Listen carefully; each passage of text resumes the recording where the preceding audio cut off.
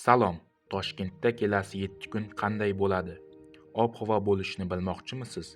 Biz sizga aniq raqamlar va maslahatlar bilan taqdim qilamiz. Kunduzi va kechasi harorat raqamlar bilan. Boshladik. 28-yanvar, chorshanba kuni +5 gradus. Yomg'ir shuning uchun shubhasiz. Yomg'irli kiyim kiying. Tungi 0 gradus. Uyga qaytishda iliq kiyim kerak. Shu hafta Toshkentda sovuq va yomg'irli ob-havo bo'ladi. Agar ish yoki sayr rejalashtirsangiz, haroratni yodda tuting. Ob-havo o'zgarishlarini kuzatish uchun mening kanalimga obuna bo'ling. Biz bilan qoling, do'stlar.